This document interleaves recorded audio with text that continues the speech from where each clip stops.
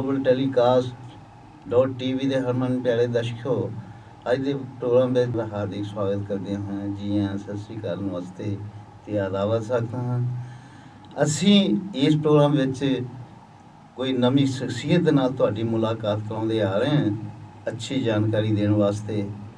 ਅੱਜ ਅਸੀਂ ਨਵਾਜਿਆ ਹੈ ਸ੍ਰੀ ਅਸ਼ੋਕ ਗੁਪਤਾ ਜੀ, ਲੈਫਟੀਨੈਂਟ ਕਰਨਲ, ਸਾਡੇ ਸਟੂਡੀਓ ਵਿੱਚ ਸਾਡੇ ਸਪੈਸ਼ਲ ਸੱਦੇ ਤੇ ਉਚੇਚੇ ਤੌਰ ਤੇ ਸਾਡੇ ਤਸ਼ਰੀਫ ਲਿਆ ਨੇ ਤੇ ਮੈਂ ਇਹਨਾਂ ਦਾ ਪਹਿਲਾਂ ਇੱਥੇ ਸਵਾਗਤ ਕਰਨਾ। ਮੇਰੇ ਸਟੂਡੀਓ ਵਿੱਚ ਆਏ ਹਾਂ।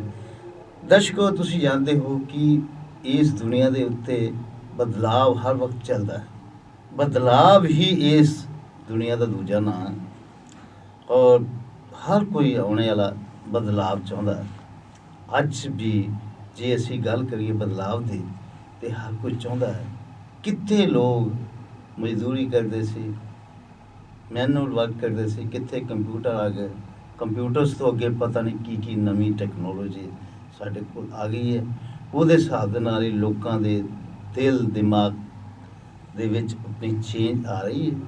ਉਸੇ ਚੀਜ਼ ਦੇ ਵਿੱਚ ਹੀ ਉਹਨਾਂ ਦੀਆਂ ਐਕਸਪੈਕਟੇਸ਼ਨਸ, ਆਸ਼ਾ ਵੱਧਦੀਆਂ ਜਾ ਰਹੀਆਂ।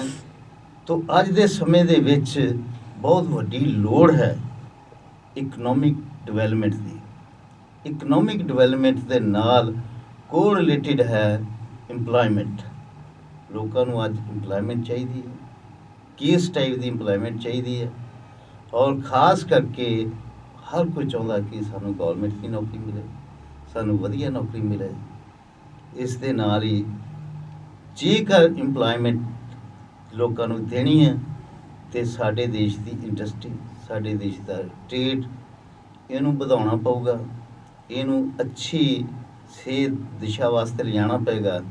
ਤੋ ਗੁਫਤਾ ਸਾਹਿਬ, ਮੈਂ ਅੱਜ ਦਾ ਜੋ ਵਿਸ਼ਾ ਹੈ ਇੰਪਲਾਇਮੈਂਟ ਐਂਡ ਇਕਨੋਮਿਕ ਡਿਵੈਲਪਮੈਂਟ, ਸਾਡੇ ਦੇਸ਼ ਦੀ, ਅਸੀਂ ਆਪਣੇ ਭਾਰਤ ਦੇਸ਼ ਦੀ ਗੱਲ ਕਰਦੇ ਹਾਂ ਜੀ। ਨੌਜਵਾਨਾਂ ਦੀ ਕੀ ਐਕਸਪੈਕਟੇਸ਼ਨਸ ਹੈ, ਤੋ ਅੱਜ ਆਪਾਂ ਇਸ ਵਿਸ਼ੇ 'ਤੇ ਚਰਚਾ ਕਰਾਂਗੇ।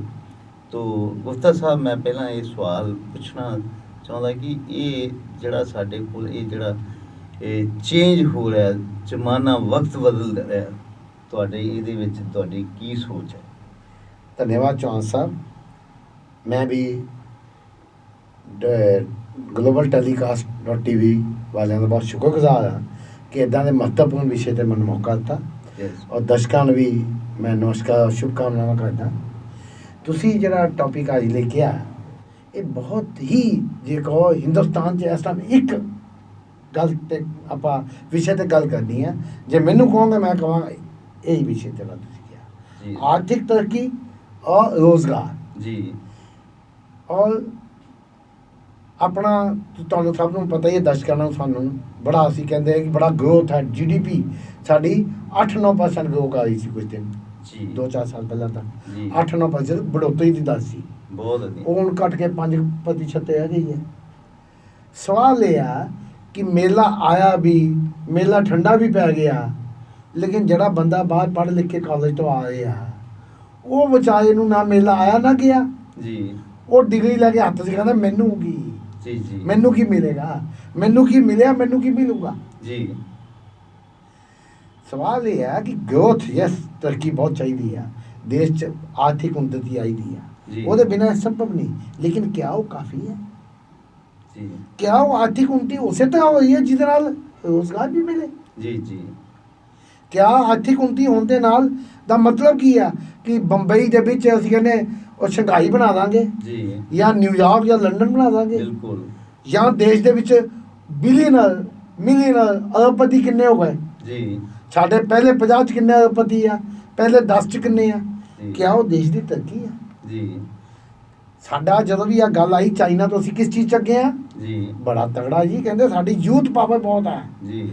ਜਿਹੜਾ ਨੌਜਵਾਨ ਆ, ਸਾਡੀ ਡੈਮੋਗ੍ਰਾਫਿਕ ਸੈਟਅਪ ਆ, ਜਿਹੜਾ ਸਾਡਾ ਥੋੜਾ ਲੇਟ ਕੰਟਰੋਲ ਕਰ ਪਾਈ ਸੀ ਆਬਾਦੀ ਦਾ, ਉਹਦੇ ਕਰਕੇ ਸਾਡੇ ਦੇਸ਼ ਦੇ ਵਿੱਚ ਗਰੋਇੰਗ ਪਾਪੂਲੇਸ਼ਨ ਆਫ ਯੂਥ ਜੀ, ਨੌਜਵਾਨ 18 ਤੋਂ 29 ਸਾਲ ਦਾ, 18 ਤੋਂ 35 ਸਾਲ ਦਾ, ਇਹ ਦੁਨੀਆ ਸਭ ਤੋਂ ਤੇਜ਼ੀ ਨਾਲ ਵੱਧ ਰਹੀ ਆ ਜੀ।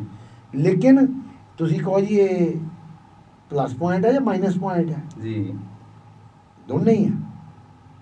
ਜੇ ਅਸੀਂ ਇਹਨਾਂ ਬੰਦਿਆਂ ਨੂੰ ਕੰਮ 'ਤੇ ਲਾ ਸਕੀਏ ਔਰ ਦੇਸ਼ ਦੀ ਉਤਪਾਦਕਤਾ 'ਚ ਯੋਗਦਾਨ ਕਰ ਸਕਣ ਜੀ ਤੇ ਹਿੰਦੁਸਤਾਨ ਨੂੰ ਦੁਨੀਆ 'ਚ ਸਭ ਤੋਂ ਅੱਗੇ ਜਾਣ ਤੋਂ ਕੋਈ ਨਹੀਂ ਰੋਕ ਸਕਦਾ। ਜੀ ਜੀ ਔਰ ਜੇ ਇਹਨਾਂ ਬੰਦਿਆਂ ਦੇ ਹੱਥਾਂ 'ਚ ਅਸੀਂ ਇਹਨਾਂ ਨੂੰ ਉਸਾਰੂ ਕੰਮ ਤੇ ਨਹੀਂ ਲਗਾਇਆ, ਕੋਈ ਕ੍ਰੀਏਟਿਵ ਵਰਕ ਨਹੀਂ ਦਿੱਤਾ, ਕੋਈ ਰੋਜ਼ਗਾਰ ਨਹੀਂ ਦਿੱਤਾ, ਜੀ ਤੇ ਇਸ ਤੋਂ ਵੱਡੀ ਡਿਸਟਰਕਟਿਵ ਪਾਵਰ ਵੀ ਕੋਈ ਨਹੀਂ।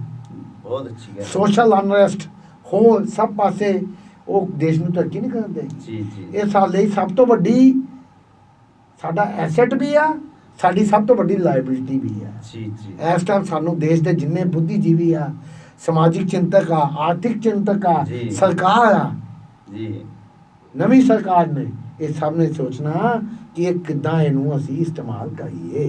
ਬਹੁਤ ਅੱਛਾ। ਇਹ ਗੁਪਤਾ ਸਾਹਿਬ ਤੁਸੀਂ ਆਪਾਂ ਥੋੜਾ ਜਿਹਾ ਅੱਗੇ ਵਧੀਏ। ਤੁਸੀਂ ਗੱਲ ਕੀਤੀ ਚਾਈਨਾ ਦੀ। ਜੀ ਚਾਈਨਾ ਦੀ ਸਾਡੀ ਜਦੋਂ ਕੰਪੈਰੀਜ਼ਨ, ਜਦੋਂ ਪਹਿਲਾਂ ਇੱਕ GDP ਦੀ ਗੱਲ ਹੋਈ ਜੀ ਹੈ ਜੀ ਤੇ ਚਾਈਨਾ ਵਰਲਡ ਦੇ ਵਿੱਚ ਸਭ ਤੋਂ ਅੱਗੇ ਸੀ, ਜਿਹਦੀ ਮਤਲਬ 11-12% GDP ਸੀ। ਜੀ ਔਰ ਉਸ ਟਾਈਮ ਸਾਡੀ GDP ਆਪਣਾ 8% ਸੀ। ਹਾਂ ਹਾਂ ਜੀ ਔਰ ਜਦੋਂ ਕਿ ਚਾਈਨਾ ਦੀ ਪੋਪੂਲੇਸ਼ਨ ਸਾਡੇ ਨਾਲੋਂ ਜ਼ਿਆਦਾ ਸੀ, ਜੀ ਜਿਹੜੀ ਉੱਥੇ ਦੀ ਪੋਪੂਲੇਸ਼ਨ ਹੈ ਹੂੰ, ਔਰ ਇੰਡੀਆ ਦੇ ਨਾਲ, ਔਰ ਉਹਨਾਂ ਨੇ ਆਪਣੀ ਪੋਪੂਲੇਸ਼ਨ ਤੇ ਕੰਟਰੋਲ ਵੀ ਕੀਤਾ, ਹਾਂ ਉਹਨਾਂ ਨੇ ਆਪਣੀ ਇੰਡਸਟਰੀ ਵੀ ਡਿਵੈਲਪ ਕੀਤੀ, ਜੀ ਉਹਨਾਂ ਨੇ ਵਰਲਡ ਟ੍ਰੇਡ ਆਪਣਾ ਸਪਰੈਡ ਕੀਤਾ, ਆਪਣਾ ਸਮਾਨ ਬਾਹਰਲੇ ਕੰਟਰੀ ਦੇ ਵਿੱਚ ਜੀ। ਭੇਜਿਆ ਬਹੁਤ ਸਿਸਟਮੈਟਿਕਲੀ ਢੰਗ ਦੇ ਨਾਲ। ਜੀ ਜੀ ਜੋ ਚਾਈਨਾ ਨੇ ਕੀਤਾ, ਹੂੰ, ਸਾਡੀ ਉਹ ਅਸੀਂ ਇੰਡੀਆ ਦੇ ਵਿੱਚ ਅਸੀਂ ਉਸ ਇਕਨੋਮੀ ਨੂੰ ਬੂਸਟ ਨਹੀਂ ਕਰ ਸਕੇ। ਜੀ ਜੀ ਇਹਦਾ ਕੀ ਕਾਰਨ ਹੈ? ਦੇਖੋ ਗੱਲ ਇੱਦਾਂ ਕਿ ਚਾਈਨਾ ਦੀ ਆਬਾਦੀ ਸਾਡੇ ਨਾਲ ਕੋਈ ਲਗਭਗ 1.25 ਗੁਣਾ ਸੀ। ਜੀ ਕੰਟਰੋਲ ਕਰਕੇ ਹੁਣ ਤਾਂ ਮੇਰੇ ਖਿਆਲ 10-15% ਜ਼ਿਆਦਾ ਆ ਗਈ। ਜੀ ਉਹਨਾਂ ਨੇ ਇੱਕ ਬੱਚਾ, ਇੱਕ ਜੋੜੇ ਦਾ ਇੱਕ ਬੱਚਾ ਹੋਏਗਾ, ਬੜੀ ਸਖਤੀ ਨਾਲ ਲਾਗੂ ਕੀਤਾ। ਬਹੁਤ ਅੱਛਾ। ਉਹਨਾਂ ਨੇ ਕੁਝ ਨੀਤੀਆਂ 'ਚ ਬਦਲਾਵ ਲਿਆਂਦਾ ਅੱਜ ਤੋਂ 40 ਸਾਲ ਪਹਿਲਾਂ। ਜੀ ਉਹ ਉਹਨਾਂ ਨੇ ਸਾਡੇ ਤੋਂ ਬਹੁਤ ਜਲਦੀ ਲਿਆਂਦਾ, ਅਸੀਂ 90-92 ਵਿੱਚ ਜਾ ਕੇ ਸ਼ੁਰੂ ਕੀਤਾ। ਜੀ ਦੂਜੇ ਇੱਕ ਸਾਡੇ ਦੇਖੋ ਲੋਕਤੰਤਰ ਹੈ, ਜੀ ਲੋਕਤੰਤਰ 'ਚ ਅਸੀਂ ਧੀਮੀ ਸਪੀਡ ਨਾਲ ਵਧੇ ਕੋਈ ਗੱਲ ਨਹੀਂ, ਕਿਉਂਕਿ ਉਹ 'ਚ ਆਮ ਰਾਏ ਵੀ ਚਾਹੀਦੀ ਹੈ। ਜੀ ਚਾਈਨਾ ਦੇ ਵਿੱਚ ਜੋ ਫੈਸਲਾ ਕਰ ਲਿਆ ਉਹ 'ਚ ਕਿਸੇ ਦੀ ਰਾਏ ਦੀ ਲੋੜ ਨਹੀਂ, ਜੀ ਸਖਤੀ ਨਾਲ ਲਾਗੂ ਕਰੋ, ਜੀ ਅੱਗੇ ਵਧੋ। ਜੀ ਚਾਈਨਾ ਨੇ ਫੈਸਲਾ ਕਰ ਲਿਆ ਤਾਂ ਕਰ ਲਿਆ, ਜੀ ਉਹ ਵਧੀ ਗਏ ਔਰ ਉਹਨਾਂ ਨੇ ਤੇਜ਼ੀ ਨਾਲ ਤਰੱਕੀ ਕੀਤੀ। ਲੇਕਿਨ ਉਹਨਾਂ ਦਾ ਵੀ GDP ਗਰੋਥ ਜਿਹੜੀ ਆ 10-11% ਚਲੀ ਗਈ ਸੀ, ਉਹ ਵੀ 7.5% ਜਾਂ 7.4 ਆ ਰਹੀ ਹੈ। ਜੀ ਇਹ ਦੁਨੀਆ 'ਚ ਕਈ ਡਿਵੈਲਪਮੈਂਟ ਹੋਈਆਂ, ਲੇਕਿਨ ਇਹ ਵੀ ਤੈਅ ਹੈ ਕਿ ਕਈ ਚੀਜ਼ਾਂ 'ਚ 1/4 25%, ਕਈਆਂ 33%, ਕਈਆਂ 50% ਵਰਲਡ ਦਾ ਮੈਨੂਫੈਕਚਰਿੰਗ ਪੂਰੀ ਦੁਨੀਆ ਜਿਹੜਾ ਮਾਲ ਬਣਦਾ ਉਹ ਚਾਈਨਾ 'ਚ ਬਣ ਰਿਹਾ। ਜੀ ਉਹਦੇ ਨਾਲ ਰੋਜ਼ਗਾਰ ਬਹੁਤ ਵਧਿਆ, ਜੀ ਲੇਕਿਨ ਉਹਦੇ ਲਈ ਚਾਈਨਾ ਨੇ ਆਪਣੀ ਕਰੰਸੀ ਨੂੰ ਡੀਵੈਲਿਊ ਕਰਕੇ ਰੱਖਿਆ, ਅੰਡਰ ਵੈਲਿਊ ਕਰਕੇ ਰੱਖਿਆ। ਜੀ ਜਿਹੜਾ ਉੱਥੇ ਯੁਆਨ ਦੀ ਸਹੀ ਕੀਮਤ ਆ ਉਹ ਨਹੀਂ ਹੈ, ਉਹ 'ਚ ਅਮਰੀਕਾ ਵਗੈਰਾ ਉੱਤੇ ਦਬਾਅ ਵੀ ਪਾਏ ਆ ਆਪਣੀ ਕਰੰਸੀ ਨੂੰ ਵਧਣ ਦਿਓ। ਜੀ ਚਾਈਨਾ ਵਧਣ ਨਹੀਂ ਦੇ ਰਿਹਾ, ਉਹ ਇੱਕ ਕਿਸਮ ਦਾ ਇਨਡਾਇਰੈਕਟਲੀ ਐਕਸਪੋਰਟ ਨੂੰ ਸਬਸਿਡਾਈਜ਼ ਕਰ ਰਿਹਾ। ਜੀ ਉਹ ਕਿੱਥੇ ਤੱਕ ਸਹੀ ਹੈ ਗਲਤ, ਮੈਂ ਇਹਦੇ ਬਾਰੇ ਵੀ ਇੱਕ ਡਿਬੇਟੇਬਲ ਇਸ਼ੂ ਹੈ, ਲੇਕਿਨ ਇੱਕ ਸਹੀ ਹੈ ਕਿ ਚਾਈਨਾ 'ਚ ਰੋਜ਼ਗਾਰ ਬੜੀ ਤੇਜ਼ੀ ਨਾਲ ਵਧਿਆ, GDP ਬੜੀ ਤੇਜ਼ੀ ਨਾਲ ਵਧੀ ਹੈ, ਲੇਕਿਨ ਸਾਡੇ ਵੀ ਗਰੋਥ ਆਈ, ਜੀ। ਸਟੈਡੀ ਗਰੋਥ ਆਈ। ਸਵਾਲ ਗਰੋਥ ਦਾ ਨਹੀਂ ਹੈ, ਸਵਾਲ ਇਹ ਹੈ ਕਿ ਅਸੀਂ ਅਮਰੀਕਾ 'ਚ ਗਰੋਥ ਪਿਛਲੇ 20 ਸਾਲਾਂ 'ਚ ਬਹੁਤ ਆਈ ਹੈ, ਜੀ ਲੇਕਿਨ ਉੱਥੇ ਇੰਪਲਾਇਮੈਂਟ ਨਹੀਂ ਵਧੀ। ਜੀ ਨਵੀਂ ਟੈਕਨੋਲੋਜੀ ਇੱਦਾਂ ਦੀ ਆ ਗਈ ਹੈ, ਹੁਣ ਮੈਨੂਫੈਕਚਰਿੰਗ 'ਚ ਤੁਸੀਂ ਦੇਖੋ ਇੱਕ 3D ਟੈਕਨੋਲੋਜੀ ਆਈ ਹੈ। ਜੀ ਆ ਪੁੱਜੇ ਪਾਜੇ ਸੈਂਪਲ ਸੁੰਪਲ ਕਰਨੇ ਸਭ ਭੁੱਲ ਜਾਓ, ਜੀ ਉਹ ਸਭ ਚੀਜ਼ ਜਿੱਦਾਂ 3D ਦਾ ਪ੍ਰਿੰਟ ਨਿਕਲਦਾ, ਤੁਹਾਡੀ ਫੋਟੋਕਾਪੀ ਨਿਕਲਦੀ ਆ, ਇੱਦਾਂ ਮਾਲ ਨਿਕਲੂਗਾ ਮਸ਼ੀਨ 'ਚੋਂ, ਜੀ ਤਾਂ ਬੰਦਿਆਂ ਦੀ ਲੋੜ ਕਿੱਥੇ ਜਾਣੀ ਆ। ਜੀ ਸਵਾਲ ਇਹ ਆ ਗਰੋਥ ਦਾ ਮਤਲਬ ਤੁਸੀਂ ਕੀ ਕਹਿੰਦੇ ਆ, ਆਪਾਂ ਕੀ ਕਹਿੰਦੇ ਆ? ਕਿਆ ਜਿਹੜਾ ਅਸੀਂ ਗਰੋਥ ਜਿਹੜੀ ਅਸੀਂ GDP ਕਹਿੰਦੇ ਆ, ਕਿਆ ਅਸੀਂ ਅਮਰੀਕਾ ਨੂੰ ਦੇਖ ਕੇ ਕਰਾਂਗੇ, ਚੀਨ ਨੂੰ ਦੇਖ ਕੇ ਕਰਾਂਗੇ, ਜਾਂ ਤੁਹਾਡਾ ਮੇਰਾ ਜਿਹੜੇ ਦੇਸ਼ ਦੇ ਵਿੱਚ ਪਿੰਡ ਦੇ ਵਿੱਚ ਬੰਦਾ ਕੀ ਸੋਚਦਾ, ਸ਼ਹਿਰ ਦੇ ਵਿੱਚ ਕੀ ਸੋਚਦਾ, ਸਾਡਾ ਲਾਈਫ ਸਟਾਈਲ ਕੀ ਹੈ, ਸਾਡੀ ਸੋਚ ਕੀ ਆ, ਜੀ ਸਾਡੇ ਕੋਲ ਮੈਨ ਪਾਵਰ ਕੀ ਆ, ਜੀ ਉਹਦੇ ਮੁਤਾਬਕ ਅਸੀਂ ਸੋਚਾਂਗੇ। ਪਰ ਅਸੀਂ ਜਦੋਂ ਆਪਣੇ ਦੇਸ਼ ਦੀ ਗੱਲ ਕਰਦੇ ਹਾਂ, ਹਾਂ ਦੇਸ਼ ਦੇ ਵਿੱਚ ਤਾਂ ਅਸੀਂ ਸਾਡਾ ਜਿਹੜਾ ਲੋਕਤੰਤਰ ਹੈ, ਹਾਂ ਉਹ ਲੋਕਤੰਤਰ ਤਾਂ ਐਵਰੀਬਾਡੀ ਇੰਜੋਏ। ਲੋਕ ਆਪਣੇ ਦੇਸ਼ ਭਗਤੀ ਦੇ ਵਿੱਚ ਮੈਨੂੰ ਲੱਗਦਾ ਕੁਝ ਉਹਨਾਂ ਦੇ ਵਿੱਚ ਕਮੀ ਹੈ।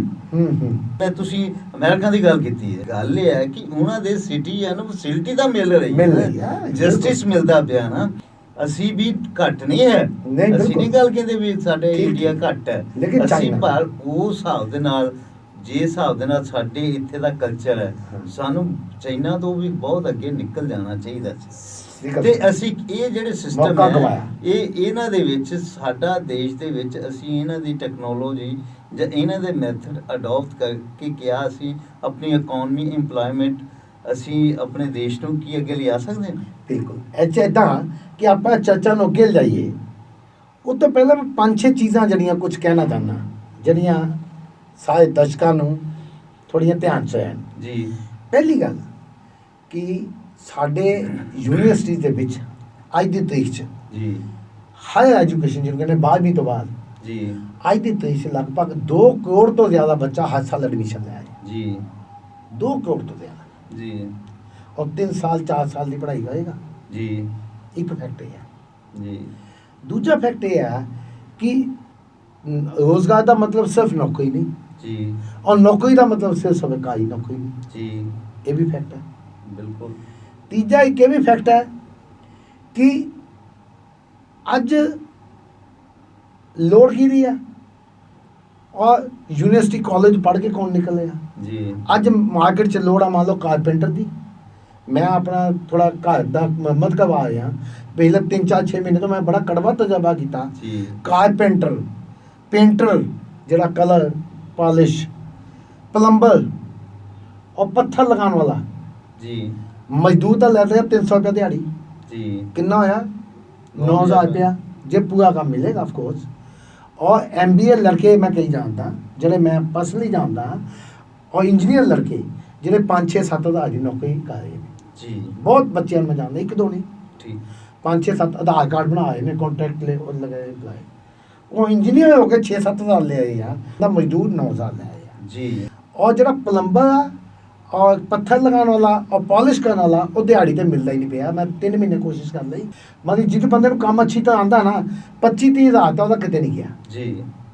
ਉਹਦਾ ਕੰਮ ਕੀ ਆ, ਉਹਨੇ ਮੇਰੇ ਤੋਂ ਠੇਕਾ ਲੈਣਾ। ਉਹ ਕਹਿੰਦਾ ਮੈਂ ਡੇਲੀ ਤੇ ਨਹੀਂ ਕਰ ਸਕਦਾ, ਮੈਂ ਇੰਨੇ ਕੰਮ ਦਾ ਇੰਨੇ ਲਊਂਗਾ। ਉਹਨੇ 2 ਮਜ਼ਦੂਰ ਜਾਂ ਕਾਰੀਗਰ ਲਗਾਣਾ, ਉਹਨੇ ਖੁਦ ਖੜਾ ਜਾਣਾ, ਖੁਦ ਕੰਮ ਨਹੀਂ ਕਰਨਾ ਉਹਨੇ।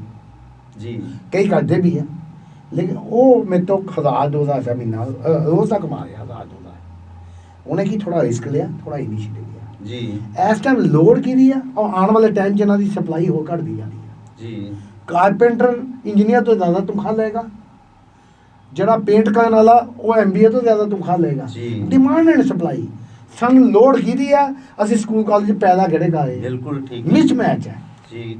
ਔਰ ਦੂਜੀ ਗੱਲ, ਜਿਹੜਾ ਬੰਦਾ ਨੇ ਕਰ ਲਿਆ ਸਕੂਲ ਕਾਲਜ 'ਚ ਮੈਂ ਡਿਗਰੀ ਲੈ ਲਈ ਆ, ਮੈਂ ਬੈਠ ਕੇ ਕੰਮ ਕਰਨਾ ਚਾਹੁੰਦਾ, ਦਫ਼ਤਰ 'ਚ ਲਾਈਟ ਲੱਗੀ ਹੋਵੇ, AC ਲੱਗਾ ਹੋਵੇ ਜਾਂ ਪੱਖਾ ਲੱਗਾ ਹੋਵੇ, ਰੈਗੂਲਰ ਜੌਬ ਹੋਵੇ 10 ਤੋਂ 5 ਦੀ, ਮੈਂ ਦਫ਼ਤਰ 'ਚ ਬੈਠ ਕੇ ਕਰਨ ਨੂੰ ਤਿਆਰ 5 ਦਾ ਹੱਥ ਕੱਢ ਦਊਂ ਜੀ। ਜੇ ਮਾੜੀ ਹਿੰਮਤ ਕਰਕੇ ਮੈਨੂੰ ਨਿਕਲਣਾ ਪੈਂਦਾ, ਮੈਂ ਕਰਨ ਨੂੰ ਤਿਆਰ ਨਹੀਂ।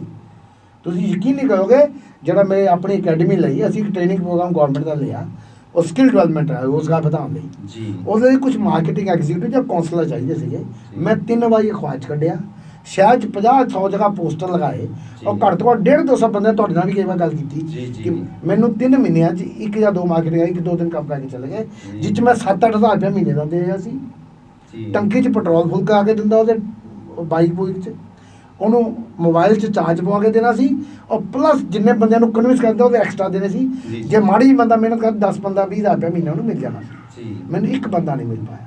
ਇਹਦੇ ਦੌਰਾਨ ਮੇਰੇ ਕੋਲ ਕਈ ਦਰਜਨ ਬੰਦੇ ਆਏ, ਔਰ ਟੀਚਰ ਮੈਨੂੰ ਚਾਹੀਦਾ ਸੀ ਕਿ ਪੜ੍ਹਾਉਣ ਲਈ ਸਬਜੈਕਟ MBA ਕਈ ਆਏ, ਉਹ ਕਹਿੰਦੇ ਜੀ ਮੈਂ ਸਬਜੈਕਟ ਨਹੀਂ ਪੜ੍ਹਾ ਸਕਦਾ। ਮੈਂ ਕਿਹਾ ਤੁਸੀਂ MBA 'ਚ ਪੜ੍ਹਿਆ, ਔਰ ਤੁਸੀਂ ਜਿਹੜਾ ਪੜ੍ਹਾਉਣਾ ਬਿਲਕੁਲ ਛੋਟੇ ਲੈਵਲ 'ਤੇ 10ਵੀਂ 12ਵੀਂ ਦੇ ਬੱਚਿਆਂ ਨੂੰ, ਉਹ ਕਹਿੰਦਾ ਇਹ ਨਹੀਂ ਮੈਂ ਕੰਮ ਕਰ ਸਕਦਾ। ਇਹ ਗੁੱਥਾ ਸਾਹਿਬ, ਮੈਂ ਤੁਹਾਡੇ ਨਾਲ ਜਿਹੜੀ ਤੁਹਾਡੀ ਗੱਲ ਤੋਂ ਇੱਕ ਸਿੱਟਾ ਕੱਢਿਆ, ਹਾਂ, ਉਹ ਇਹੀ ਹੈ ਕਿ ਇਹ ਸਿਸਟਮ ਜਿਹੜਾ ਸਾਡਾ ਐਜੂਕੇਸ਼ਨ ਦਾ, ਇਹਦੇ ਵਿੱਚ ਫਾਲਟ ਨਹੀਂ ਹੈਗਾ। ਪੱਕਾ ਤੁਸੀਂ ਮੈਨੂੰ ਇੱਕ ਚੀਜ਼ ਦੱਸੋ, ਸਟਰਕਚਰਲ ਮੈਂ ਫਾਲਟ ਤੁਹਾਡੇ ਕੋਲੋਂ ਇਹ ਗੱਲ ਦਾ ਪੁੱਛਣਾ ਚਾਹੁੰਦਾ, ਹਾਂ, ਜਿਹੜਾ ਇੱਕ ਇੰਜੀਨੀਅਰ ਹੈ, ਜਿਹੜਾ AC ਰੂਮਸ ਦੇ ਵਿੱਚ ਆਪਣੀ ਇੰਜੀਨੀਅਰਿੰਗ ਕਰ ਰਿਹਾ, ਹਾਂ, ਉੱਥੇ ਬੈਠ ਕੇ ਉਹ ਸਿੱਖ ਰਿਹਾ, ਹਾਂ, ਸਿਰਫ ਉਹ ਥਿਊਰੀ ਸਿੱਖ ਰਿਹਾ ਉੱਥੇ ਬੈਠ ਕੇ, ਠੀਕ ਹੈ।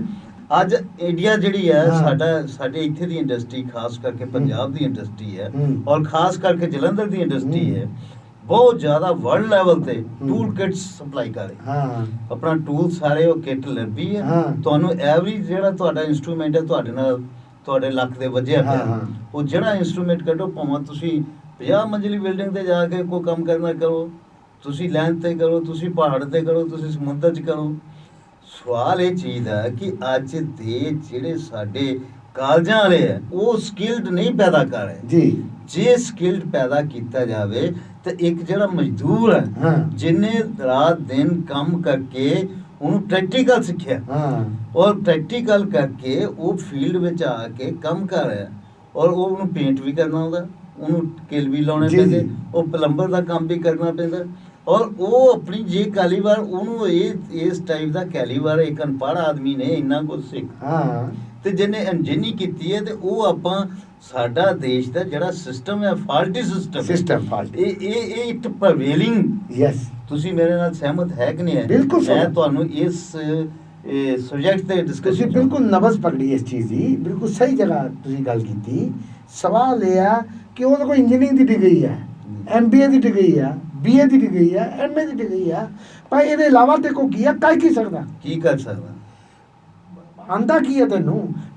ਮੈਨੂੰ ਕੰਪਿਊਟਰ ਘੱਟ ਆਂਦਾ ਥੋੜਾ ਚਲਾਣਾ, ਨੈਟ ਵਗੈਰਾ ਮੈਨੂੰ ਮੁਸ਼ਕਿਲ ਆਉਂਦੀ ਹੈ ਜੀ। ਮੈਨੂੰ ਇੱਕ ਦੋ ਵਾਰੀ ਕੰਪਿਊਟਰ 'ਚ ਮੇਰੀ ਮੁਸ਼ਕਿਲ ਪਈ ਲੈਪਟਾਪ 'ਚ, ਮੈਂ 2-3 ਇੰਜੀਨੀਅਰਾਂ ਨੂੰ ਬੁਲਾ ਕੇ ਜਿਹੜੇ ਕੰਪਿਊਟਰ ਇੰਜੀਨੀਅਰ ਜਿਹੜੇ ਕੰਮ ਕਰਦੇ ਉਹ ਨਹੀਂ ਉਹਦਾ ਕੁਆਲੀਫਾਈਡ ਜਿਹੜੇ ਨਵੇਂ ਇੰਜੀਨੀਅਰਿੰਗ ਕਰਕੇ ਆਏ ਜੀ। ਉਹਨਾਂ ਨੂੰ 2-3 ਲਾ ਕੇ ਤਾਂ ਸਾਨੂੰ ਸਮਝ ਨਹੀਂ ਆਇਆ ਜੀ। ਉਹ ਸਾਡੇ ਸਾਹਮਣੇ ਕਿਤੇ ਫਲੈਟਾਂ 'ਚ ਰਹਿੰਦੇ ਆ, ਉਹਨਾਂ ਦਾ ਕੋਈ ਬੱਚਾ ਪੜ੍ਹਦਾ ਸੀ, ਉਹਨੇ ਆਪਣੇ ਬੱਚੇ ਨੂੰ ਭੇਜਿਆ, ਉਹਨੇ ਆ ਕੇ ਠੀਕ ਕਰਤਾ ਜੀ। ਬੱਚੇ ਨੇ ਕਰਤਾ, ਉਹ ਇੰਜੀਨੀਅਰ ਬਣ ਕੇ ਨਹੀਂ ਕਰ ਪਾਇਆ। ਮੈਂ ਹੁਣ ਹੁਣ ਮੈਂ ਕੀ ਕਹਾਂ ਤੁਹਾਨੂੰ? ਤੁਸੀਂ ਮੈਂ ਇਹ ਦੱਸਦੇ ਹਾਂ ਅਸੀਂ ਗੱਲ ਕਰ ਰਹੇ ਹਾਂ ਇੱਕ ਇੰਪਲੋਇਮੈਂਟ ਦੀ ਹਾਂ ਤੇ ਇਕਨੋਮਿਕ ਡਿਵੈਲਪਮੈਂਟ ਦੀ। ਹਾਂ ਹੁਣ ਸਾਡੇ ਕੋਲ ਜਿੰਨੀ ਇੰਡਸਟਰੀ ਹੈ ਹਾਂ ਉਹ ਸਾਰੀ ਇੰਡਸਟਰੀ ਦੇ ਵਿੱਚ ਹੈ ਸੀ ਹਾਂ। ਪ੍ਰਾਈਵੇਟ ਸੈਕਟਰ ਦੇ ਹਾਂ ਵਿੱਚ ਹਾਂ ਕੋਈ ਪ੍ਰੋਪਰ ਜਿਹੜਾ ਕੁਆਲੀਫਾਈਡ ਇੰਜੀਨੀਅਰ ਹੋਏ, ਹਾਂ ਨਹੀਂ ਤਾਂ ਉੱਥੇ ਸਕਿਲਡ ਜਿਹੜੇ ਜਿਨ੍ਹਾਂ ਨੇ ਪ੍ਰੈਕਟੀਕਲ ਅਸਲੀ ਉਹਨਾਂ ਦੀ ਲੋੜ ਆ। ਉਹ ਉੱਥੇ ਵਰਕਰ ਹੈ, ਹਾਂ ਉਹ ਉਹਨਾਂ ਨੂੰ ਦੱਸ ਰਹੇ ਲੋਕਾਂ ਨੂੰ ਹਾਂ। ਰਾਈਟ, ਆਪਣੇ ਲੇਬਰ ਨੂੰ ਦੱਸ ਰਹੇ ਹਾਂ। ਤੁਸੀਂ ਕੀ ਕੰਮ ਕਰਨਾ ਕੀ ਨਹੀਂ ਕਰਨਾ। ਇਹ ਸਾਡੀ ਐਜੂਕੇਸ਼ਨ ਹੈ, ਅਸੀਂ ਇਹਨੂੰ ਨੈਸ਼ਨਲਾਈਜ਼ ਕਰਦੇ, ਜੀ ਇਹਨੂੰ ਨੈਸ਼ਨਲਾਈਜ਼ ਕਰਕੇ ਲੋਕਾਂ ਨੂੰ ਉਸ ਟਾਈਪ ਦੀ ਹਾਰਡਸ਼ਿਪ ਦੇ ਵਿੱਚ ਪੜ੍ਹਾਈਏ ਪੜ੍ਹਾਈਏ, ਉਹਨਾਂ ਨੂੰ ਉਹ ਕੈਲੀਬਰ ਪੈਦਾ ਕੀਤਾ ਜਾਵੇ ਜਿਹਦੇ ਨਾਲ ਸਾਡੀ ਇੰਡਸਟਰੀ ਚ ਬੂਮ ਆਵੇ, ਹਾਂ ਸਕਿਲਡ ਆਵੇ। ਹਾਂ ਇਹਦੇ ਪ੍ਰਤੀ ਤੁਹਾਡਾ ਕੀ ਨਜ਼ਰ? ਦੇਖੋ ਜਿੱਦਾਂ ਮੈਂ ਤੁਹਾਨੂੰ ਕਿਹਾ ਸੀ, ਤੁਸੀਂ ਬੜਾ ਪੁਆਇੰਟ ਕੀਤਾ, 2 ਕਰੋੜ ਬੰਦਿਆਂ ਨੂੰ ਅਸੀਂ ਪੜ੍ਹਾ ਰਹੇ ਹਾਂ, ਉਹ ਜੀ। 3 ਜਾਂ 4 ਸਾਲ ਲਗਾਏਗਾ, ਜੀ। ਉਹ ਤੇ ਖਰਚ ਕਿੱਦਾਂ ਆਏਗਾ? ਉਹ ਖਰਚ ਮਾਪੇ ਖਰਚਦੇ ਆ ਜਾਂ ਕਾਲਜ ਵਾਲਾ ਖਰਚਦਾ ਜਾਂ ਗਵਰਨਮੈਂਟ ਖਰਚਦੀ, ਸਵਾਲ ਇਹ ਨਹੀਂ। ਨੈਸ਼ਨਲ ਐਕਸਪੈਂਡੀਚਰ ਹੈ ਜੀ। ਔਰ ਸਟੂਡੈਂਟ ਦੇ 4 ਸਾਲ ਲੱਗ ਰਹੇ ਆ। ਜੀ। ਕਿਆ ਅਸੀਂ 2 ਕਰੋੜ ਬੰਦਿਆਂ ਨੂੰ ਹਾਇਰ ਐਜੂਕੇਸ਼ਨ ਹਰ ਸਾਲ ਦੇਣਾ ਜ਼ਰੂਰੀ ਹੈ? ਜੀ। ਅਗਰ ਦੇਣਾ, ਕਿਉਂ ਨਹੀਂ ਅਸੀਂ ਪਲਾਨ ਕਰੀਏ ਜੀ। ਕਿ ਕਿਸ ਫੀਲਡ 'ਚ ਕਿੰਨੀ ਕੁ ਜੌਬ ਕ੍ਰੀਏਟ ਹੋ ਸਕਦੀ ਹੈ? ਜੀ। ਜੀ। ਸਾਨੂੰ ਦੇਸ਼ 'ਚ ਕਿੰਨੇ ਕੁ ਇੰਜੀਨੀਅਰਾਂ ਦੀ ਸਾਲ ਲੋੜ ਪੈ ਸਕਦੀ ਹੈ, ਜੀ। ਕਿੰਨੇ ਕੁ ਡਾਕਟਰਾਂ ਦੀ ਲੋੜ ਪੈ ਸਕਦੀ ਹੈ, ਕਿੰਨੇ ਕੁ ਡਿਪਲੋਮਾ ਹੈ ਡਾਕਟਰ, ਕਿੰਨੇ ਕੁ ਟੈਕਨੀਸ਼ੀਅਨ, ਠੀਕ। ਔਰ ਕਿੰਨੇ ਵਾਈਟ ਕਾਲਰ ਜੌਬ। ਜੀ। ਅਸੀਂ ਦੇਖੀਏ ਕਿ 10 ਲੱਖ ਜਾਂ 20 ਲੱਖ ਅਸੀਂ ਵਾਈਟ ਕਾਲਰ ਜੌਬ ਲਈ ਤਿਆਰ ਕਰਨਾ, ਜੀ। 20 ਲੱਖ 30 ਲੱਖ 50 ਲੱਖ ਬੰਦਾ ਫੀਲਡ ਜੌਬ ਲਈ ਤਿਆਰ ਕਰਨਾ, ਜੀ। 20-30 ਲੱਖ 50 ਲੱਖ ਬੰਦਾ ਅਸੀਂ ਇੰਜੀਨੀਅਰ, 1 ਕਰੋੜ ਬੰਦੇ ਨੂੰ ਟੋਟਲ ਹਾਈ ਐਜੂਕੇਸ਼ਨ ਦੇਣੀ ਹੈ। ਠੀਕ। ਬਾਕੀ ਬੰਦੇ 12ਵੀਂ ਤੋਂ ਬਾਅਦ 3 ਸਾਲ ਵੇਸਟ ਕਰਨ ਦੀ ਬਜਾਏ ਸਾਲ 'ਚ ਮਹੀਨੇ ਦਾ ਉਹਨਾਂ ਲਈ ਕੋਰਸ ਹੋਵੇ ਜੀ। ਜਿਹੜਾ ਉਹ ਕਰਕੇ ਆਪਣਾ ਜਿੱਦਾਂ ਦੀ ਮਾਰਕੀਟਿੰਗ ਲੋੜ ਆ ਕੰਮ ਕਰ ਸਕੇ। ਜੀ। ਔਰ ਦੂਜੀ ਗੱਲ ਹੈ ਬਾਅਦ 'ਚ ਵੀ ਕਿਉਂ ਨਹੀਂ ਇਹ ਚੀਜ਼ ਸਕੂਲ 10+2 ਔਰ ਕਾਲਜ ਦੇ ਕਰਿਕੂਲਮ 'ਚ ਹੋਵੇ, ਉਹਦੇ ਸਿਲੇਬਸ 'ਚ ਹੋਵੇ। ਜੀ। ਕਿਉਂ ਨਹੀਂ 6 ਘੰਟੇ 8 ਘੰਟੇ ਕਾਲਜ ਚਲਾਉਂਦਾ, ਉਹ 'ਚ 2 ਘੰਟੇ ਇਸੇ ਚੀਜ਼ ਤੇ ਲੱਗਣ। ਜੀ। ਜਿਹੜਾ 12 ਪਾਸ ਕਰਕੇ ਨਿਕਲੇ ਉਹ ਘੱਟ ਤੋਂ ਘੱਟ ਇੱਕ ਚੀਜ਼ ਦੇ ਵਿੱਚ ਸਕਿਲਡ ਬੰਦਾ ਹੋਵੇ, ਜੀ। ਟ੍ਰੇਨਡ ਹੋਵੇ, ਉਹ ਇੱਕ ਕੰਮ ਕਰਨਾ ਜਾਣਦਾ ਹੋਵੇ ਹੱਥ ਦਾ। ਜੀ। ਔਰ ਜਿਹੜਾ BA ਕਰਕੇ ਨਿਕਲੇ ਗ੍ਰੈਜੂਏਟ, ਜੀ। ਉਹ ਘੱਟ ਤੋਂ ਘੱਟ 2 ਫੀਲਡ 'ਚ ਕੰਮ ਕਰ ਸਕਦਾ ਹੋਵੇ, ਜੀ। ਇੱਕ ਟੈਕਨੀਕਲ, ਇੱਕ ਜਨਰਲ ਜਿੱਦਾਂ ਮਾਰਕੀਟ ਦਾ ਜਾਂ ਕਿਦਾ ਆਫਿਸ ਦਾ।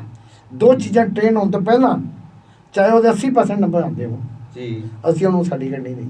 ਜੀ। ਜੀ। ਜਿਹੜੀ ਇੰਪਲਾਇਬਿਲਟੀ ਦੀ ਗੱਲ ਹੈ, ਜੀ। ਸਾਡੇ ਇੱਕ ਸਟੱਡੀ 'ਚ ਪਾਇਆ ਗਿਆ ਕਿ ਜਿਹੜੇ 75% ਇੰਜੀਨੀਅਰ ਜਦੋਂ ਇੰਜੀਨੀਅਰਿੰਗ ਕਰਕੇ ਨਿਕਲਦੇ ਆ ਜੀ। ਉਹ ਇੰਪਲਾਇਬਲ ਨਹੀਂ ਆ, ਕਿਤੇ ਲਗਾਵੇ ਇੰਜੀਨੀਅਰ, ਉਹ ਇੰਜੀਨੀਅਰ ਦਾ ਕੰਮ ਨਹੀਂ ਸੰਭਾਲ ਸਕਦਾ। ਜੀ। ਜੀ। ਔਰ 85% ਦੂਜੇ ਗ੍ਰੈਜੂਏਟ ਇੰਪਲਾਇਬਿਲਟੀ ਨਹੀਂ ਹੈ ਉਹਨਾਂ ਦੀ, ਕੋਈ ਪ੍ਰੈਕਟੀਕਲੀ ਕੋਈ ਕੰਮ ਨਹੀਂ ਕਰ ਸਕਦੇ 2-6 ਮਹੀਨੇ ਦੀ ਟ੍ਰੇਨਿੰਗ ਤੋਂ ਬਿਨਾਂ। ਜੀ। ਇਹ ਤਾਂ ਆ ਗਈ ਇਹ ਗੱਲ। ਬਾਕੀ ਗਰੋਥ ਨਾਲ ਫਰਕ ਪਏਗਾ, ਉਹ ਵੀ ਮੈਂ ਮੰਨਦਾ। ਇੱਕ ਤਾਂ ਇਹ ਪੁਆਇੰਟ ਹੈ ਕਿ ਅਸੀਂ ਉਹਨਾਂ ਪੜ੍ਹਾਈ 'ਤੇ ਖਰਚ ਕਰੀਏ।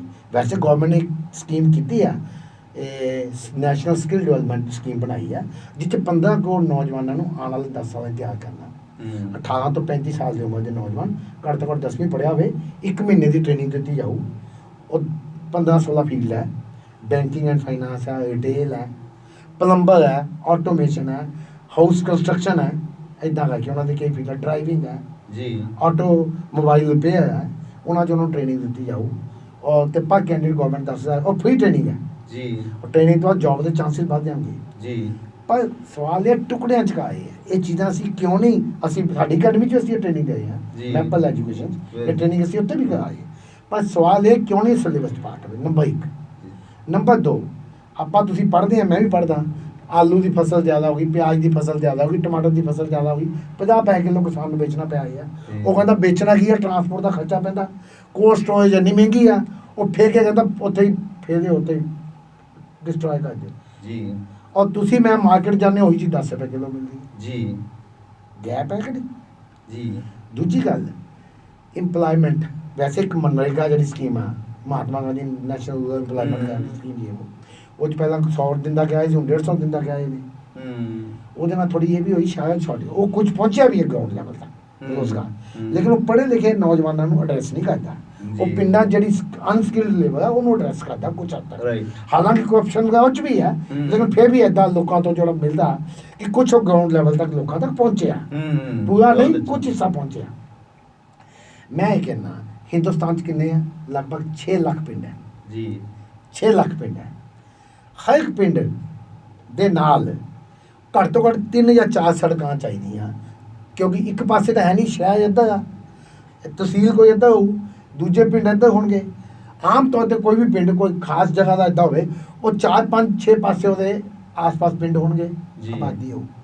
ਉਹਨੂੰ ਜੋੜਨ ਲਈ 1, 2, 4 ਕਿਲੋਮੀਟਰ ਸੜਕ ਚਾਹੀਦੀ ਹੁੰਦੀ ਹੈ, 5 ਕਿਲੋਮੀਟਰ, 10 ਕਿਲੋਮੀਟਰ, ਇਸ ਤੋਂ ਵੱਧ ਨਹੀਂ। ਉਹਨਾਂ ਨੂੰ ਕੋਈ ਬਹੁਤ ਵਧੀਆ ਮੈਟੈਲਿਕ ਰੋਡ ਨਹੀਂ ਚਾਹੀਦੀ, ਲੰਡਨ ਦੀ ਸੜਕ ਹੋਏਗੀ, ਬਹੁਤ ਹਾਈ ਕੁਆਲਿਟੀ ਸੜਕ ਨਹੀਂ, ਇੱਕ ਸੜਕ ਹੋਵੇ ਜਿੱਥੇ ਬੈਲ ਗੱਡੀ, ਮੋਟਰਸਾਈਕਲ, ਸਕੂਟਰ, ਛੋਟਾ ਮੋਟਾ ਪਿੰਡਾਂ ਦੀ ਟਰਾਲੀ ਇਹ ਚੱਲ ਸਕੇ ਜੀ। ਇਹ ਸੜਕ 2, 4, 10 ਕਿਲੋਮੀਟਰ, ਇੱਕ ਪਿੰਡ ਦੇ ਪਿੱਛੇ ਕਿੰਨੀ ਸੜਕ ਪਊਗੀ, 10 ਕਿਲੋਮੀਟਰ ਐਵਰੇਜ, 15 ਕਿਲੋਮੀਟਰ ਜੀ। ਸ਼ਾਇਦ ਤੱਕ ਕਿਤੇ 20 ਵੀ ਹੋਊ, ਕਿਤੇ 2-3 ਵੀ ਹੋਊ ਜੀ। ਇੱਕ ਪਿੰਡ 'ਚ ਕੀ ਚਾਹੀਦਾ, ਪੱਕਾ ਤਲਾਬ, ਪੱਕਾ ਤਲਾਬ, ਸਾਫ਼ ਪਾਣੀ ਸਟੋਰ ਹੋ ਸਕੇ। 1-2 ਕੱਚੇ ਤਲਾਬ, ਕਿਉਂਕਿ ਅੱਜ ਕੱਲ੍ਹ ਪਾਣੀ ਨੀਚੇ ਪਹੁੰਚ ਹੀ ਨਹੀਂ ਰਿਹਾ, ਵਾਟਰ ਲੈਵਲ ਥੱਲੇ ਡੁੱਬੀ ਜਾਂਦਾ ਜੀ। ਟਿਊਬਵੈਲ ਲਾ ਕੇ ਕਿੰਨਾ ਕੱਢੀ ਜਾਵਾਂਗੇ ਅਸੀਂ ਜੀ। ਇਹ 3-4 ਚੀਜ਼ਾਂ ਚਾਹੀਦੀਆਂ ਜੀ। ਤਕਰੀਬਨ ਹਰ ਪਿੰਡ 'ਚ ਇੱਕ ਛੋਟੀ ਡਿਸਪੈਂਸਰੀ ਚਾਹੀਦੀ ਹੈ ਜੀ, ਇੱਕ ਛੋਟਾ ਸਕੂਲ ਚਾਹੀਦਾ ਜੀ, ਇੱਕ ਛੋਟੀ ਜਿਹੀ ਮਾਰਕੀਟ, ਜੀ। ਚਾਹੇ 4 ਦੁਕਾਨਾਂ ਦੀ ਹੋਵੇ, ਮੈਂ ਨਹੀਂ ਕਹਿੰਦਾ ਵੱਡਾ ਸ਼ਾਪਿੰਗ ਕੰਪਲੈਕਸ। ਜੀ। ਇਹ ਇਨਫਰਾਸਟ੍ਰਕਚਰ ਹਰ ਪਿੰਡ 'ਚ ਚਾਹੀਦਾ। 6 ਲੱਖ ਪਿੰਡਾਂ 'ਚ ਜੇ ਅਸੀਂ ਇੰਨਾ ਕੁ ਡਿਵੈਲਪਮੈਂਟ ਵਰਕ ਸ਼ੁਰੂ ਕਰੀਏ, ਜੀ, ਲੋਕਲ ਦਾ ਲੋਕਲ ਜਿਹੜੀ ਮਜ਼ਦੂਰੀ ਮਿਲੂ, ਲੋਕਲ ਦਾ ਲੋਕਲ ਇੰਪਲਾਇਮੈਂਟ ਮਿਲੂ ਜੀ, ਸ਼ਾਇਦ ਜਨਾ ਕਨੈਕਟੀਵਿਲਿਟੀ ਹੋ, ਜੀ, ਕਿਉਂਕਿ ਨੌਕਰੀਆਂ ਨਹੀਂ ਬਣ ਸਕਦੀਆਂ, ਰੋਜ਼ਗਾਰ ਬਣ ਸਕਦੀਆਂ, ਜੀ, ਰੋਜ਼ਗਾਰ ਬਣ ਸਕਦੇ ਆ। ਜੀ। ਔਰ ਕਈ ਇਦਾਂ ਦੇ ਹਿਸਟੋਰਿਕ ਪਲੇਸ ਆ ਕੋਨੇ 'ਚ ਪਏ ਆ ਜਿੱਥੇ ਟੂਰਿਜ਼ਮ ਡਿਵੈਲਪ ਹੋ ਸਕਦਾ, ਲੇਕਿਨ ਉੱਥੇ ਜਾਵੇ ਕੌਣ, ਸ਼ਹਿਰ ਦਾ ਬੰਦਾ, ਇੰਡੀਆ ਦਾ ਬੰਦਾ ਨਹੀਂ ਪਹੁੰਚ ਸਕਦਾ ਸ਼ਹਿਰ ਦਾ, ਤੇ ਬਾਹਰੋਂ ਆ ਕੇ ਕੋਈ ਕਿੱਥੇ ਪਹੁੰਚ ਜਾਊ। ਜੀ। ਜੀ। ਅਸੀਂ ਕਨੈਕਟੀਵਿਟੀ ਕਰੀਏ, ਇਹ ਤਾਂ ਕਨੈਕਟੀਵਿਟੀ ਹੋ ਗਈ ਪਿੰਡਾਂ 'ਚ, ਤਹਿਸੀਲ 'ਚ ਥੋੜੀ ਇਹ ਤੋਂ ਬਿਹਤਰ ਹੋਵੇ, ਬਲਾਕ ਲੈਵਲ ਤੇ ਬਿਹਤਰ ਹੋਵੇ, ਔਰ ਡਿਸਟ੍ਰਿਕਟ ਲੈਵਲ ਤੇ ਹੋਰ ਅੱਛੀ ਹੋਵੇ। ਜੀ। ਅਗਰ ਇਹ ਸਾਰੀ ਕਨੈਕਟੀਵਿਟੀ ਅਸੀਂ ਕਰੀਏ, ਬੇਸਿਕ ਇਨਫਰਾਸਟ੍ਰਕਚਰ ਬਿਲਡ ਕਰੀਏ, ਤੇ ਇਹਦੇ ਨਾਲ ਦੇਸ਼ ਦੇ ਐਸੈਟ ਵਧਣਗੇ। ਠੀਕ ਹੈ। ਹਜ਼ਾਰਾਂ ਲੱਖਾਂ ਇੰਜੀਨੀਅਰਸ ਦੀ ਨੌਕਰੀ ਨਿਕਲੂ। ਜੀ। ਜੀ। ਸੜਕਾਂ ਦੀ ਹਾਲਤ ਆ ਤਾਂ ਜਿੰਨਾ ਘਟ ਗਿਆ ਜਾਵੇ ਅੱਛਾ। ਇਹ ਗੁਪਤਾ ਸਾਹਿਬ ਜਿਹੜੀ ਤੁਸੀਂ ਗੱਲ ਕੀਤੀ ਹੈ ਨਾ, ਇਹ ਬਿਲਕੁਲ ਮੈਂ ਇਹਦੇ ਨਾਲ ਤੁਹਾਡੇ ਨਾਲ ਨਾ ਕਈ % ਸਹਿਮਤ ਨਹੀਂ ਹੈਗਾ ਜੀ। ਉਹਦਾ ਕਾਰਨ ਹੈ ਜੀ। ਜਦੋਂ ਸਾਡਾ ਦੇਸ਼ ਆਜ਼ਾਦ ਹੋਇਆ ਹਾਂ, ਤੇ 85% ਸਾਡੀ ਪੋਪੂਲੇਸ਼ਨ ਜਿਹੜੀ ਸੀ ਨਾ ਪਿੰਡਾਂ ਦੀ ਸੀ ਜੀ। ਔਰ ਇਹਦੇ ਵਿੱਚ ਸਾਡੇ ਜਿਹੜੇ ਵੀ ਨੇਤਾ ਲੋਕ ਆਏ ਆ, ਉਹਨਾਂ ਨੇ ਪਿੰਡਾਂ ਵੱਲ ਧਿਆਨ ਦਿੱਤਾ ਜੀ। ਜਿੰਨਾ ਚਿਰ ਤੱਕ ਸਾਡਾ ਐਗਰੀਕਲਚਰ ਸੈਕਟਰ ਨਹੀਂ ਹੈਗਾ ਹਾਂ, ਡਿਵੈਲਪ ਹੁੰਦਾ, ਉਹਨਾਂ ਉਹ ਤੋਂ ਬਿਨਾਂ ਸਾਡੀ ਇੰਡਸਟਰੀ ਡਿਵੈਲਪਮੈਂਟ ਨਹੀਂ ਹੋ ਸਕਦੀ, ਸਾਡੀਆਂ ਸਰਵਿਸਿਜ਼ ਨਹੀਂ ਡਿਵੈਲਪ ਹੋਣ। ਇਹ ਸਾਡੇ ਦੇਸ਼ ਦਾ ਇੱਕ ਬੇਸ ਹੈ ਜੀ। ਔਰ ਇਹਦੇ ਵਿੱਚ ਬੇਸ ਦੇ ਵਿੱਚ ਕਾਫੀ ਐਗਰੀਕਲਚਰ ਯੂਨੀਵਰਸਿਟੀ ਖੁੱਲੀਆਂ ਜੀ। ਐਗਰੀਕਲਚਰ ਸੈਕਟਰ ਨੂੰ ਬਹੁਤ ਫੈਸਿਲਿਟੀਜ਼ ਦਿੱਤੀਆਂ ਪਈਆਂ, ਜੀ। ਪਰ ਜਿਹੜੇ ਵਰਲਡ ਲੈਵਲ ਤੇ ਸਟੱਡੀ ਹੈ ਹਾਂ, ਉਹ ਆਪਾਂ ਉੱਥੇ ਤੱਕ ਨਹੀਂ ਪਹੁੰਚੇ। ਜੀ। ਉਹਦਾ ਕਾਰਨ ਹੈ ਹੂੰ, ਤੁਸੀਂ ਮੈਂ ਉਹ ਤੁਹਾਡੇ ਕੋਲ ਇਹਨਾਂ ਦੀਆਂ ਗੱਲਾਂ ਦੀਆਂ ਕੁਝ ਮੈਂ ਆਪਣੇ ਕੋਲ ਟਿਪਸ ਤੁਹਾਡੇ ਸਾਹਮਣੇ ਰੱਖ ਰਿਹਾ ਹਾਂ, ਜਿਹਦਾ ਮੈਂ ਤੁਹਾਡੇ ਕੋਲੋਂ ਜਵਾਬ ਮੰਗਾਂਗਾ। ਜੀ। ਜੀ।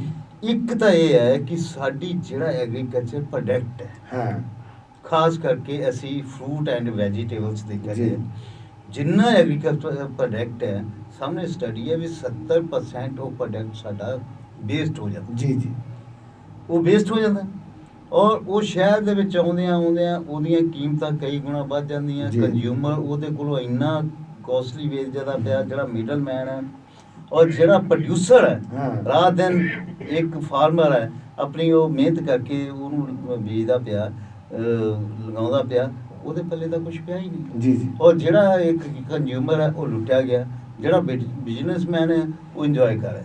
ਫਿਰ ਦੂਜੀ ਗੱਲ ਹੈ ਕਿ ਸਾਨੂੰ ਅੱਜ ਵੀ ਇੰਨੇ ਜ਼ਮਾਨੇ ਤੋਂ ਬਾਅਦ, ਇੰਨੇ ਸਮੇਂ ਤੋਂ ਬਾਅਦ ਅੱਜ ਵੀ ਸਾਡੇ ਕੋਲ ਜਿਹੜੇ ਪ੍ਰੋਡਕਟਸ ਹੈ ਉਹ ਸਾਨੂੰ 12 ਮਹੀਨੇ ਅਵੇਲੇਬਲ ਨਹੀਂ ਹੈ। ਨਹੀਂ, ਬਿਲਕੁਲ। ਉਹ ਜਦੋਂ ਕਿ ਦੂਜੇ ਕੰਟਰੀ ਦੇ ਵਿੱਚ ਆ ਤੁਹਾਨੂੰ 12 ਮਹੀਨੇ ਹੀ ਅਵੇਲੇਬਲ ਹੈ ਜੀ। ਉਹਦਾ ਕਾਰਨ ਹੈ ਜਿਹੜਾ ਵੀ ਪਿੱਛੇ ਜੇ ਗਵਰਨਮੈਂਟ ਆਫ ਇੰਡੀਆ ਨੇ ਇੱਕ FDI ਲੈਂਦੀ ਹੈ ਇਨ ਐਗਰੀਕਲਚਰ, ਕਿਉਂਕਿ ਉੱਥੇ ਕੋਲਡ ਸਟੋਰ ਪਿੰਡਾਂ ਵਿੱਚ ਬਣਾਏ ਵੱਡੇ ਫੂਡ ਪ੍ਰੋਸੈਸਿੰਗ ਯੂਨਿਟ ਲਗਾਏ ਜਾਣ। ਐਗਰੀਕਲਚਰ ਦੇ ਵਿੱਚ ਮਿਲਕ ਜਿਹੜਾ ਹੈਗਾ ਉਹ ਪ੍ਰੋਕੁਆਇਰਮੈਂਟ ਕੀਤੀ ਜਾਏ, ਮਿਲਕ ਪ੍ਰੋਡਕਟ ਉਹਨਾਂ ਕੀਤੇ ਜਾਏ ਔਰ ਉਹਨਾਂ ਦੀ ਸਹੀ ਯੂਟਿਲਾਈਜੇਸ਼ਨ, ਉਹਦਾ ਵੇਸਟੇਜ ਘਟਿਆ ਜਾਏ। ਇਹ ਉਲਟ ਹੋਵੇ ਕੀ ਮਤਲਬ ਕਿ 70-80% ਜਿਹੜਾ ਸਾਡੇ ਪ੍ਰੋਡਕਟ ਸੀਗੇ ਐਗਰੀਕਲਚਰ ਰਿਲੇਟਿਡ ਉਹ ਸੇਫ ਹੋਣ, ਬਿਲਕੁਲ ਉਹ ਜਨਤਾ ਤੱਕ ਪਹੁੰਚਣ। ਦੂਜੀ ਗੱਲ ਹੈ ਕਿ ਇਹ ਜਿਹੜੀਆਂ ਸੜਕਾਂ ਵੀ ਨਰੇਗਾ ਲੈ ਲਓ, ਨਵਾਰਡ ਲੈ ਲਓ, ਇਹਨਾਂ ਨੇ ਵੀ ਪਿੰਡਾਂ ਦੇ ਵਿੱਚ ਬਹੁਤ ਸੜਕਾਂ ਜਿਹੜੀਆਂ ਬਣਾਈਆਂ ਜੀ। ਇਹ ਮਾਰਕੀਟ ਕਮੇਟੀ ਸਪੈਸ਼ਲ ਫੀਸ ਲੈਂਦੀ ਹੈ ਸੜਕਾਂ ਬਣਾਉਣ ਵਾਸਤੇ ਜੀ, ਜਿਹੜਾ ਉਹਨਾਂ ਨੂੰ ਸੜਕਾਂ ਦੇ ਉੱਤੇ ਖਰਚਣਾ ਪੈਂਦਾ ਜੀ। ਹੁਣ ਉਹ ਵਿਚਾਰੇ ਜੱਟ ਲੋਕ, ਜਿਹੜੇ ਫਾਰਮਰ ਲੋਕ, ਉਹ ਇਹਦੇ ਅਵੇਲੇਬਲ। ਔਰ ਸਾਡਾ ਜਿਹੜਾ ਇਹ ਕੁਝ ਸਿਸਟਮ ਹੈ ਜੀ ਕਰ ਲੈ ਲਓ, ਸਾਡਾ ਹੈ, ਸਾਡੀ ਜਿਹੜੀ ਪਬਲਿਕ ਹੈ ਉਹ ਵੀ ਮੈਂ ਸਮਝਦਾ ਵੀ ਇੰਨੀ ਫੇਥਫੁਲ ਨਹੀਂ ਸਾਡੇ ਪ੍ਰਤੀ ਵੀ ਆਪਣੀ ਦੇਸ਼ ਦੀ ਪ੍ਰਾਪਰਟੀ ਨੂੰ ਸੰਭਾਲਿਆ ਜਾਵੇ, ਉਹਦਾ ਸਹੀ ਪ੍ਰੋਪਰ ਉਹਦਾ ਯੂਟਿਲਾਈਜੇਸ਼ਨ ਕੀਤੀ ਜਾਵੇ।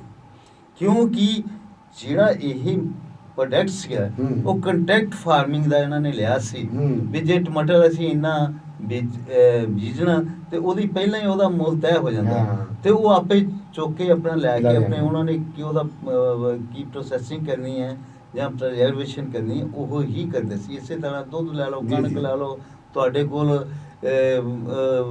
ਮੱਕੀ ਲੈ ਲਓ, ਬਾਜਰਾ ਲੈ ਲਓ, ਕੁਛ ਵੀ ਲੈ ਲਓ, ਫਰੂਟਸ ਲੈ ਲਓ, ਉਹ ਜਿਹੜੇ ਲੋਕਾਂ ਤੱਕ ਅਵੇਲੇਬਲ ਹੈ ਔਰ ਇੱਥੇ ਤੱਕ ਨਹੀਂ, ਇਹਨਾਂ ਦਾ ਐਕਸਪੋਰਟਸ ਵੀ ਵਧੀਆ ਹੋ ਸਕਦਾ। ਬਿਲਕੁਲ। ਅਸੀਂ ਮਤਲਬ ਕਿ ਜਿਹੜੇ ਸਾਡੇ ਜਿੰਨੇ ਵੀ ਹੈਗੇ ਅਦਾਰੇ ਆ, ਅਸੀਂ ਵੀ ਅਦਾਰਿਆਂ ਦੇ ਵਿੱਚ ਵੀ ਇਹ ਜਾ ਕੇ ਦੇਖਿਆ ਕਿ ਜਿਹੜੇ ਇਮਾਨਦਾਰ ਵਿਚਾਰੇ ਅਨਪੜ੍ਹ ਲੋਕ ਆ ਉਹਨਾਂ ਨੂੰ ਕੋਈ ਸਪੋਰਟ ਨਹੀਂ ਮਿਲਦੀ।